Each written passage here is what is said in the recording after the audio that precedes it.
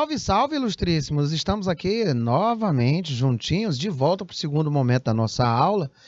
Olha, muita informação na primeira aula, como sempre, trazendo a resolução das questões que ficam aí como atividade para casa, puxando aí conteúdos lá do módulo 1, aqui do próprio módulo 2, itens que já foram ministrados, para que você possa estar revisando o tempo todo. É muito importante isso, sempre estar trazendo essa revisão. E o polo que ficou em evidência pela participação em resolução das questões, Pedro II, né, estamos aqui com a participação deles, agradecer o pessoal de Pedro II, e é sempre um privilégio vê-los participar. Não tenha medo. Muito aluno manda mensagem para mim dizendo: professor, eu fico com vergonha de errar. Nada. Aqui é o nosso laboratório e é através do acerto, do erro, das perguntas que eu faço, das anotações que eu deixo aqui no slide, percebendo esse maior ou menor entrosamento com essa parte do objeto do dia, que eu vou pautando os itens que vocês estão, digamos assim, um tanto quanto distantes e reforçando através de questões, de textos, mudando a competência, mudando a habilidade, para que você possa estar em constante contato com essas informações. Vem comigo.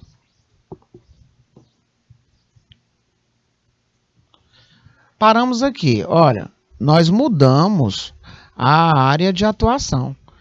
Eu deixei aqui de trazer aqueles textos enormes, não sei se vocês vão observando isso, não é? Mas lá do módulo 1, lá da parte de introdução ao estudo do direito, o que foi que nós fazíamos, né? Bem no início, os textos eles eram enormes. Aí nós fomos diminuindo, filtrando. Por quê? A base ela foi sendo realizada dentro daquele objeto do conhecimento e nós fomos diminuindo, cadenciando os principais pontos. Aqui nós iniciamos e alternamos entre textos e dicas de leitura. E como nós já temos uma parte introdutória do conteúdo, olha essa outra modalidade de atuação. Aqui ele me dá um fragmento que diz que a LINDB ela não é uma norma jurídica que visa regulamentar outras normas. Nós vimos que esse não é o comportamento adequado. Nós vimos que, de tamanha a sua extensividade, enlastecimento e atuação em todas as ramificações do direito, ela tem ali a sua marca indelével. É uma norma de uma norma. Tá? E aí nós vimos o que é uma norma jurídica, nós vimos o que é uma lei. Professor, então eu posso alertar que nós temos aqui um probleminha na questão. Ela é uma falciane. Esse nomezinho ali, ela me trouxe problema de interpretação, problema de entendimento. A LINDB, ela é uma norma jurídica e ela tem por objetivo regulamentar outras normas, né? Composta por apenas 30 artigos, ela só tem 30 artigos, dos quais aborda vigência da lei, a aplicação da norma jurídica no tempo e no espaço, fontes do direito, tendo como objetivo orientar a aplicação do Código Civil, diminuindo controvérsias que foram surgindo desde a sua primeira edição. Por isso que eu falei para vocês 2 anos. Quando se falar nesse nome, LIC, LINDB, você vai lembrar 1916, 2002, certo? Vale pontuar que se trata de uma norma atemporal, visto que serviu para introduzir diversos códigos e leis. Ela só não serviu quando tiver prontamente estabelecido em código específico o contrário. Aí ela não entra. Então, nesse caso, ela é verdadeira. Percebemos aí que falou-se muito em interpretação, integração, e temos aqui o braço forte da Lindbe. Olha o que ela fala no seu artigo 4º, Lei de Introdução às Normas do Direito Brasileiro. Estabelece que são os métodos de integração normativa. Olha o nome, integração normativa. Analogia, costumes, princípios gerais do direito. Os métodos de integração normativa. Assim estabelece o artigo 4º da lei, da Lindbe.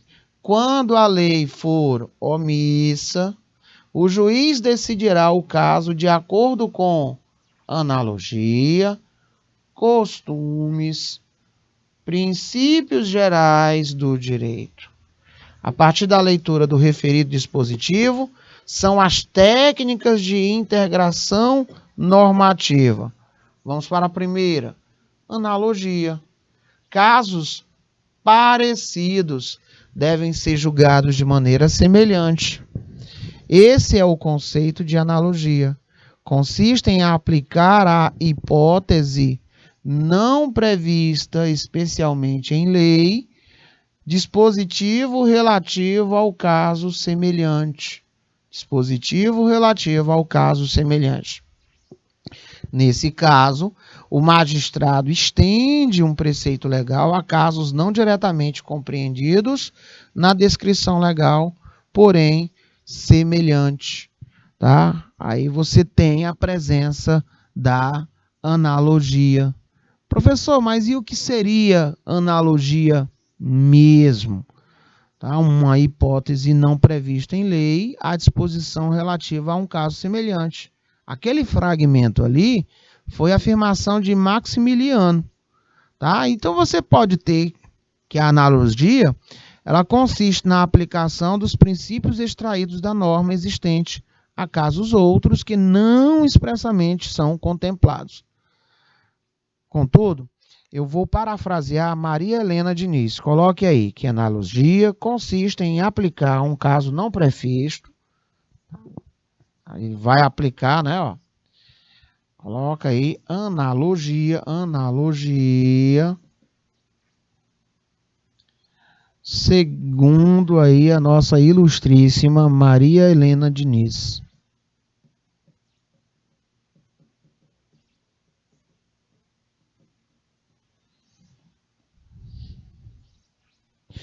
Coloca aqui analogia. O que é que se entende? Entende que a analogia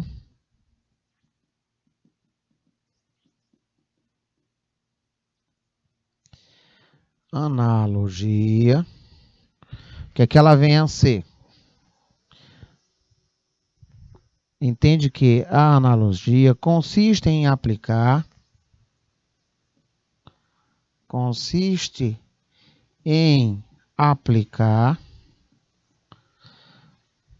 questãozinha de prova, né? Aquelas questõezinhas lá finais que você tem que escrever, né? Consiste em aplicar a um caso, este caso, tá? Chamado não previsto de modo direto, não previsto, ou seja, ele não tem, né? Ó, previsto de modo direto, tá? De modo direto, ou específico de uma norma jurídica, né? Ou específico por uma norma jurídica, uma norma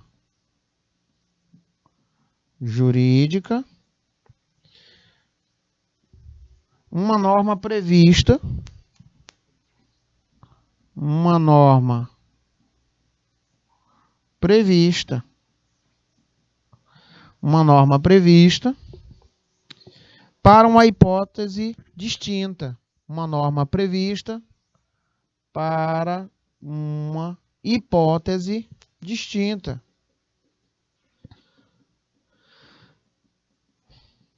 Diferente. Pronto. E aí você tem esse fenômeno da analogia. Essa hipótese distinta, mas semelhante ao caso não contemplado, tá? Mas semelhante ao caso contemplado. Pronto. Aqui você já tem tranquilamente o entendimento do que seria a analogia, dito isso por Maria Helena Diniz. Pode colocar aí. Isso tudo, senhores, porque você vai levar ainda em consideração a identidade do motivo da norma, não a identidade do fato. Então, a analogia, ela tem essa pegada muito bacana. E eu coloquei aqui mais outros segmentos para vocês. Vamos lá. A analogia pode ser legal, outra questãozinha comum de prova, né? Leges, ou seja, quando o juiz pega uma única lei que regula o caso parecido e aplica por analogia. Ou jurídica, iuris, quando o juiz pega o conjunto de normas e aplica por analogia diante da lacuna, não utilizando apenas uma única lei como paradigma, modelo, né? Nesse único caso, seria o exemplo da união homoafetiva, por um exemplo. A esta, aplicando-se por analogia, todo o disciplinamento da união estável, não apenas uma lei, mas um conjunto de normas aplicadas por analogia ante a lacuna. É diferente, por exemplo, da analogia iuris, da analogia legis, né? A primeira se fundamenta em um conjunto de normas, a segunda em uma única lei. Você tem aí, por um exemplo, a Lei Maria da Penha. Tá? Recentemente foi verificado aí a funcionalidade da Lei Maria da Penha para uma namorada. Que é isso? Enlastecimento até se atingir a máxima proteção possível. Ah, professor, mas se você observar a Lei Maria da Penha, ela não tem lá dizendo precisamente a questão, né, daqueles que convivem sob a égide da união homoafetiva, da união estável, da namorada, tá? Eu já vi até casos que tivemos a perseverança da Lei Maria da Penha a um vizinho agressor, por um exemplo. Então, você pegar aí e digitar no seu buscador, você vai ver aí inúmeros casos onde se fundamenta esses meios necessários a quais a omissão da lei ou lacunamento, e tendo aí, obviamente, esse objetivo, tá? Que é a máxima resolução das situações conflitantes. Vale ressaltar que a aplicação da analogia não é ilimitada. Cuidado, porque no direito penal e no direito tributário, era aquilo que eu estava dizendo, ó, exceto, né, no direito penal e no direito tributário, só é possível a integração por analogia in bonam partem, ou seja, favorece a parte, nunca in malam parte, aquele que vai prejudicar. Tá?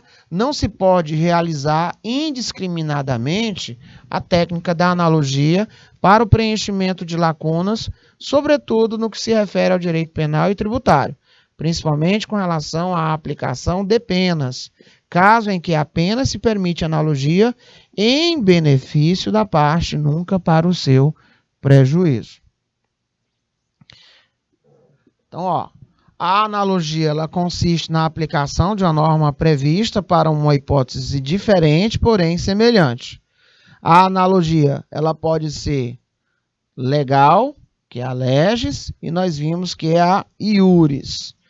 A diferença está em que uma usa apenas um dispositivo e a outra um sistema jurídico, ou se faz valer de um conjunto de normas com o objetivo de obter uma regra ou princípio comum. Então, cuidado com essas pequenas diferenças. Importante destacar que o Instituto da Analogia é diferente do Instituto da Interpretação Extensiva que nós estávamos falando na primeira aula. A analogia ela é meio de integração.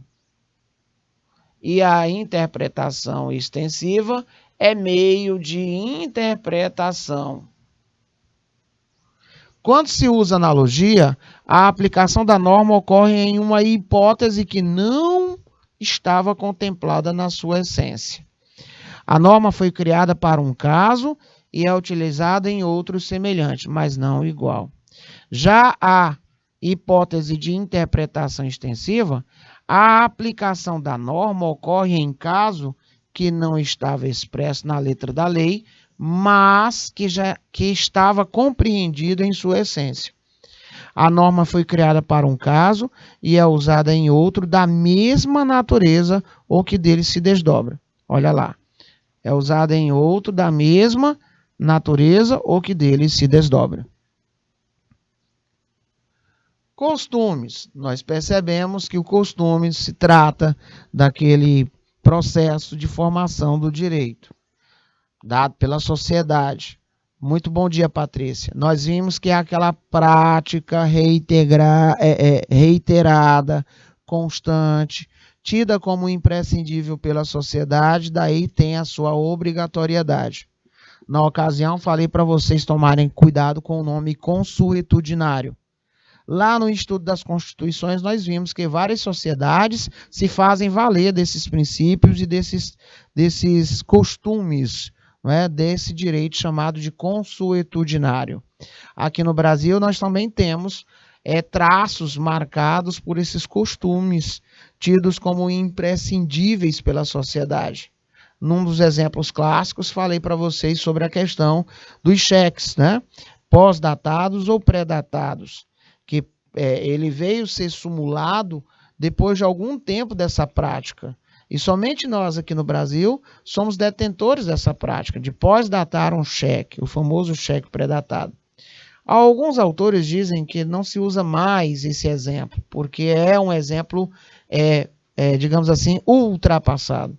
Eu olho com certas ressalvas, porque ainda é uma prática constante nos comércios do Brasil, ou entre seus pares, que são aí regidos por contratos particularizados e que lá vem, né, essas cláusulas que não são tidas como cláusulas abusivas, mas que dá fé pública em uma situação contratual onde diz lá, ó, X cheques com datas tal. Então, é perfeitamente ajustável mesmo hoje, com o advento do Pix, com o advento, né, dos empréstimos, os mais variados possíveis, e as demais formas de pagamento que hoje são bem conhecidas na sociedade. Então, o costume trata-se dessa prática reiterada no tempo que se subentende obrigatória. A isso chamamos juridicamente de costumes, havendo a presença de dois elementos. O elemento objetivo, reiteração no tempo, e o elemento chamado de subjetivo, que é a obrigatoriedade social. Por isso é que os costumes não se confundem com a chamada praxe administrativa, a praxe administrativa. O costume exige cumulativamente os requisitos objetivo, continuado, e subjetivo, convicção generalizada de sua obrigatoriedade. Ao passo que a praxe administrativa ocorre apenas o requisito objetivo, que é a reiteração no tempo. O costume, portanto, é fonte do direito, é método de integração normativa, já a praxe administrativa, não.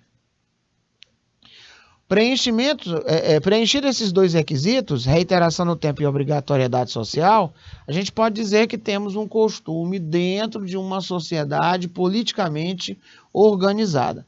Aliás, essas regulações jurídicas, no seu nascedor, eram tipicamente consuetudinárias. Olha o nome lá, ó. Consuetudinárias, baseadas nos costumes. Com o passar dos tempos, a lei foi assumindo o papel de destaque e os costumes se tornaram secundários na resolução dos conflitos. Tá? Então, a base de todo o costume é a repetição de práticas sociais. Tá? A base é essa. Alguém poderia até dizer assim, professor, será que ele ele pode ser, eu posso dizer que ele é algo da própria comunidade, mas com certeza. Vocês vão verificar também, como questão de prova, olha só, as 3 modalidades do costume. Você tem aqui a primeira, que é aquele chamado de secundo leges. Obviamente o nome já diz tudo, segundo a lei. Nós temos o prater legem, que é ao lado da lei, e o contra legem, que é o contra a lei. Rapidão, você pode lembrar que esses costumes ele deriva dessa prática reiterada, constante, pública e geral de determinado ato, tá? Nós vimos os seus componentes, elementos, o objetivo, que é a conduta, o subjetivo ou psicológico, que é a convicção da sua obrigatoriedade. E por último, nós temos que deixar em evidência o segundo a lei, que é aquele que está de acordo com ou até mesmo previsto na norma, né? Quando a lei traz expressões como segundo o costume, etc, etc, etc. Tá? Então, o costume segundo legem é aquele cuja utilização ela é impositiva, né? Expressamente pelo próprio texto da lei. O ao lado da lei é o costume que está além da lei, aquele que se utiliza para suprir a omissão legislativa, para complementar a lei. Desrespeita a uma situação que não está nem proibida nem permitida pelo ordenamento. Olha aí, falamos aí sobre a questão do cheque pré-datado, que teve lá a sua súmula 370, dada aí pelo STJ na época. O perigosão é o contra legem. Ocorre quando o costume ele é contrário à lei. É também chamado de abrogatório. Lembram lá do nome abrogação, tá? Quando em determinada localidade um contrato ao qual a lei determina uma forma é comumente feito sem atender a ela. Então, olha aí o perigo. Dos 3 tipos de costumes expostos, o único que não pode ser aceito é este aí. Resumindo, princípios gerais do direito ocupam um lugar privilegiado na ordem legal, positiva, hein? Representam a base de qualquer construção legal em diferentes atividades jurídicas. A essência dos princípios legais reside na sua generalidade. Mas o que são esses princípios? São orientações macro ou guia teórico norteador da política e da prática jurídica. São compostos de subjetividade e de conteúdo valorativo de característica genérica. Segundo Manuel Gonçalves, os princípios gerais do direito vão em direção a uma situação jurídica específica. As orientações gerais elas servem, sobretudo, para auxiliar o intérprete na hora de se encontrar soluções e, principalmente, senhores, aplicá-la. Então, nós estamos aí visualizando a importância do estudo e também do reconhecimento das fontes, tá? E aí você vai estar lembrando aí sobre justnaturalismo, justpositivismo, e vamos nessa vibe até a questãozinha voltada para a resolução de questões daqui a pouquinho. Os princípios possuem tríplice função, como indica o professor Inocêncio Mártires Coelho: informadora para o legislado, normativa para os casos de lacuna e interpretadora como critério de orientação para o intérprete e para a magistratura. São os 3 itens que você tem que deixar em evidência. Os princípios são utilizados desde o justnaturalismo. Professor, justnaturalismo de novo, perfeito, tá?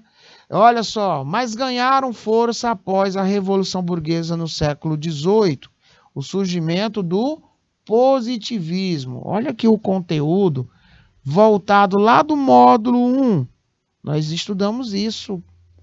A crítica, quando surgiu, os principais defensores, as principais correntes, o comportamento, diferença. Muito bem. Apesar da prevalecência do positivismo jurídico, o justnaturalismo jamais desapareceu. E a utilização dos princípios gerais é um eterno retorno ao direito natural, que é aquele de caráter universal, atemporal, certo?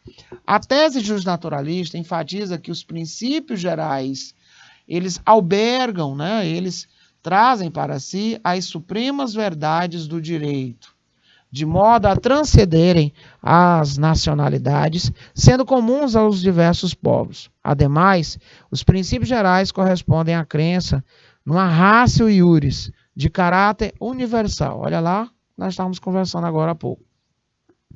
É patrimônio comum que acompanha a humanidade em seu desenvolvimento e ainda que se acha presente na consciência jurídica decorrente da natureza das coisas, tal como esta pode ser apreciada pela razão. Quais os principais princípios gerais do direito? Olha aqui os meninos. Princípio do devido processo legal. Princípio do direito de ação. Princípio do contraditório e da ampla defesa. Princípio da dignidade da pessoa humana. Esses aí são os que mais vocês vão ouvir. Certinho, gente?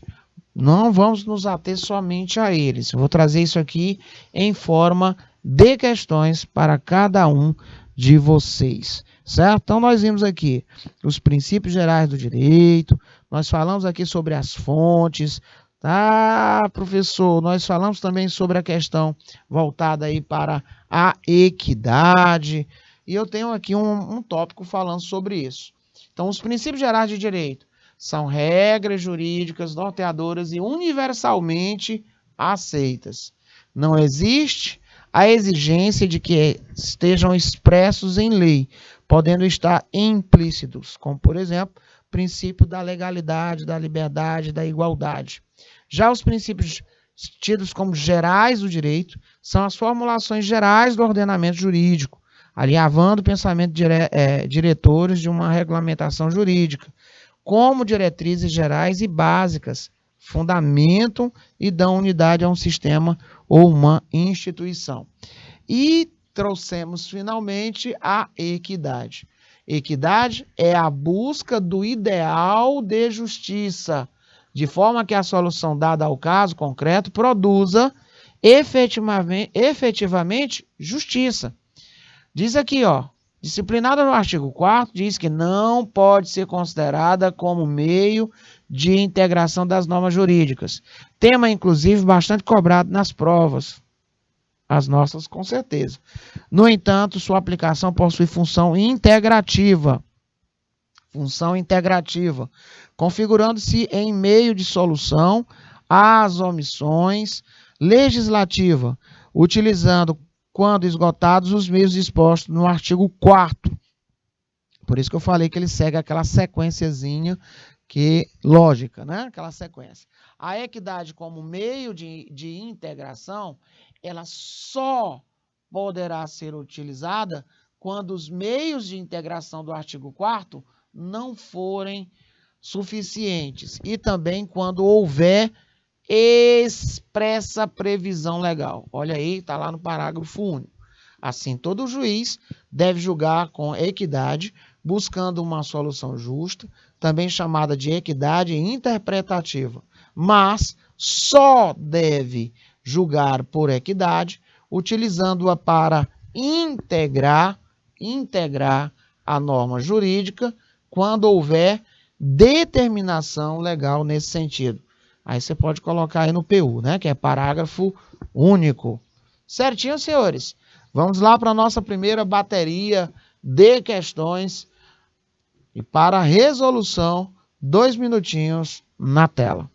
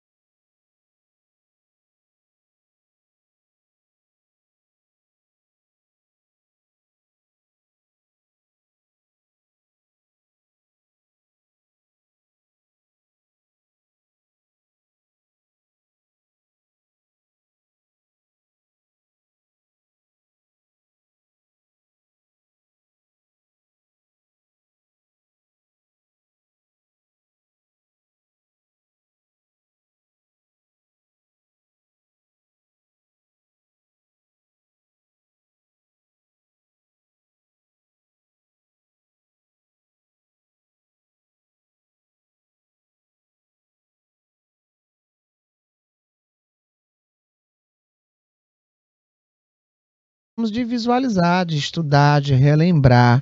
Viu como é importante? E eu agradeço aí o pessoal aí de Rio Grande do Piauí, de lá de Bom Jesus. Muito bom ter aí a percepção. Olha, o que é que nós precisamos nos lembrar? Na reta final, ele disse qual era o critério e ele fala que nós vamos utilizar a Lei de Introdução às Normas do Direito Brasileiro seguindo o que está predisposto naquele seu artigo. E ela diz que quando a lei ela for omissa,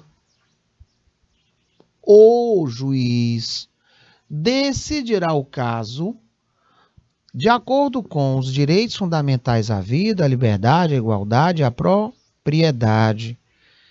Não tem isso lá no Código. Equidade. Quando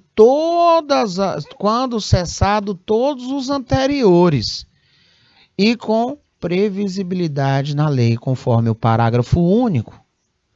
Os princípios normativos da Constituição. Analogia, costumes, princípios gerais de direito. Quem marcou aí a letra D, com certeza, tem um acerto bem interessante.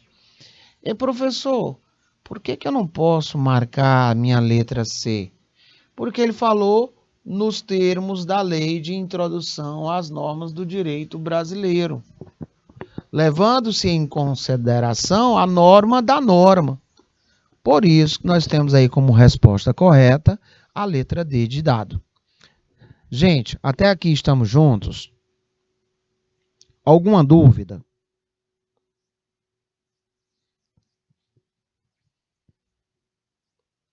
Bacana o pessoal aí de Rio Grande, Bom Jesus, Campinas, Isaías Coelho, Jeromênia, Joaquim Pires. Tudo certo, pessoal lá de Padre Marcos, Piripiri, Ribeiro Gonçalves, Patrícia Santos, Carlos Ilse está lá numa outra aula de português. Então vamos aqui para o nosso próximo desafio. Diz o seguinte, em relação a, olha o que ele coloca, em relação à hierarquia, integração e interpretação da lei, examine os enunciados seguintes. A própria lei, prevendo a possibilidade de inexistir norma jurídica adequada ao caso concreto, indica os meios de suprir a omissão, prescrevendo caber ao julgador decidir de acordo com a analogia, costume e os princípios gerais do direito. Não foi isso que nós terminamos de ver? Não foi? Terminamos de ver isso. 2. Nos meios de integração da norma, em face de omissão da lei ao caso concreto, a rígida hierarquia, não podendo o juiz valer-se indistintamente da analogia, usos e costumes ou princípios gerais de direito, conforme seu critério discricionário de oportunidade e conveniência. Não. Previsibilidade em lei quando nós passarmos por analogia, costumes e princípios gerais do direito. Não é ao bel prazer. Hoje eu quero chegar a um consenso me fazendo uso aí da equidade. Não funciona assim. Os negócios jurídicos benéficos, grava aí. Os negócios jurídicos benéficos, gravou? Os negócios jurídicos benéficos e a renúncia não admitem o emprego da analogia, nem a interpretação extensiva, pois dispõe a lei que são interpretados estritamente. Ele está falando que tem a lei. E nós vimos que ali, quando tem especificidade, a LINDB não operaciona. Né? Ele chamou ali de negócio jurídico, não foi? Bom, o negócio jurídico Ele é todo fato jurídico que consiste em uma declaração de vontades. E aqui nós temos o ordenamento jurídico atribuindo os efeitos designados como os desejados, que sejam aí respeitados os pressupostos de existência, os requisitos de validade, fatores de eficácia, que isso é uma imposição pela norma jurídica. Quando ele chamou de negócios jurídicos benéficos, olha o nome benéficos, são aqueles, gente, em que apenas uma das pessoas obtém vantagem com a celebração desse contrato, tá? Com a celebração desse negócio jurídico. Não existe, portanto, equilíbrio entre os benefícios e as obrigações. Nesse caso, nós vamos verificar um artigo chamado de artigo 114 do Código Civil. Quando você observa o que está predisposto lá no artigo 114 do Código Civil, ele vai dizer que, de fato, o negócio jurídico benéfico, que é aquele que apenas uma das partes, né, vai tirar proveito, tá? E a renúncia, eles são visualizados de acordo com esse artigo 114. Artigo 114. E o que é que ele vai dizer? Que eles são observados, ponderados, né? E eles são estritamente caso a caso. Portanto, resposta correta, a letra E, falando aí sobre o item 1 e 3. O item 2, nós vimos que ele deixou bem geral. Tá? Mais uma das nossas questões e, para tanto, vamos deixar aí, por favor, 2 minutos na tela.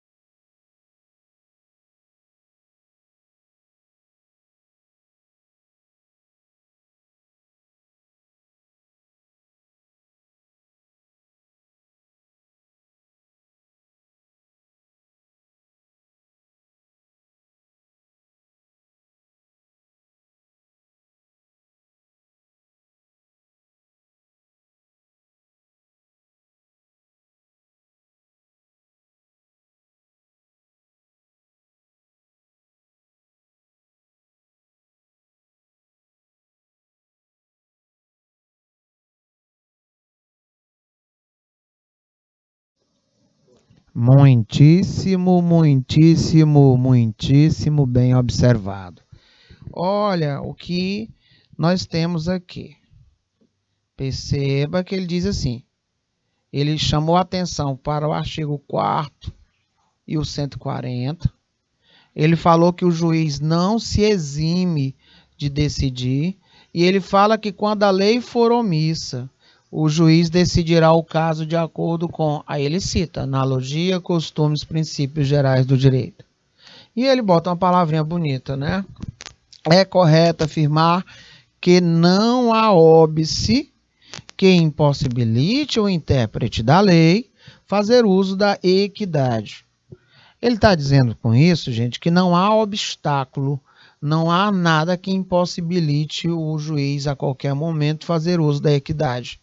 Isso não é verdade, pois nós vimos que para se fazer uso da equidade, necessariamente nós devamos ter isso com previsibilidade em lei. Não é, eu vou fazer uso, né? Não vou fazer uso. Então, nesse sentido, é correto afirmar que o intérprete da lei só pode fazer uso da equidade nos casos previstos em lei, com previsibilidade em lei. Aí agora sim, nós temos lá no parágrafo único que o juiz só decidirá por equidade nos casos previstos em lei. Por conta disso, agora nós estamos aí com um item correto, né? Correto. E é isso, meu povo. Nós fizemos aqui uma viagem pelo mundo da LIC, da LINDB. Resolvemos aqui também a nossa tarefa para casa. Falamos sobre a importância, né, da lei de introdução. Vimos que ela tem aí cerca de 30 artigos. Sintetizamos muito bem os meios de integração e interpretação. Falamos sobre a questão da analogia, dos tipos de costumes, a importância dos princípios gerais do direito, a sequência de utilização e quando se empregar o fenômeno da equidade. Certinho? Tarefa para casa no final do slide e na semana que vem tem muito mais para vocês. Até breve.